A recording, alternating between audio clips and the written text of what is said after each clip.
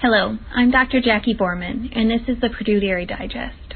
On this episode of the Dairy Digest, we will talk about why dairy farmers are dumping their milk and what we can do to help them. Today, my heart is breaking. My mom recently called me to tell me that the milk that dairy farmers are producing is being dumped. My parents dairy in New York, and they are waiting to hear if their milk will also be dumped. I have seen the same reports across social media of milk going down the drain. If you know about the work and money that goes into producing milk, an image of milk going down the drain is heartbreaking.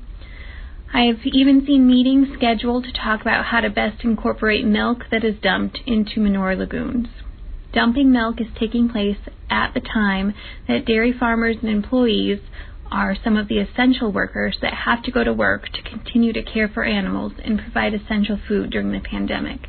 Can you imagine how disheartening it is to be worried about the health of your family, employees, and yourself, while also working hard to produce a product that will go down the drain and you won't get paid for it?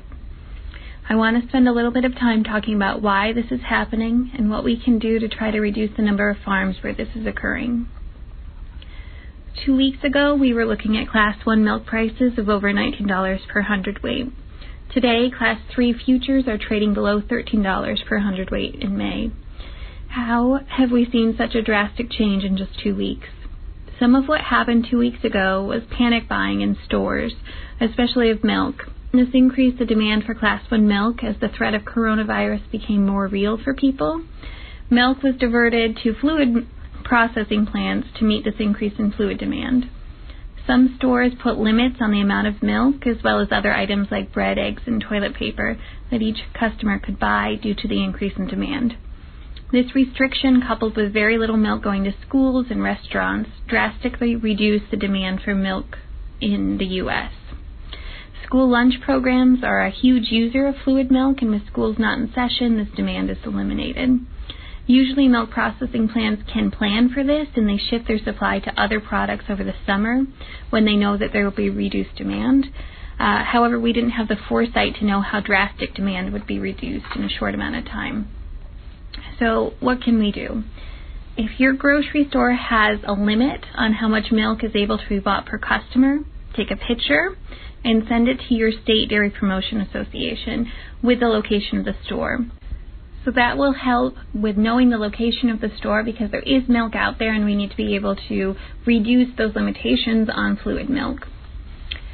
The other thing we can do is donating milk to food banks.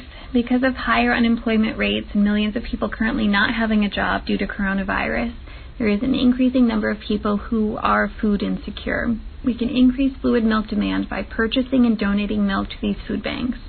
I know others have started some of these programs across the U.S., and I'm joining in to identify food banks that are accepting donations and providing milk and dairy products.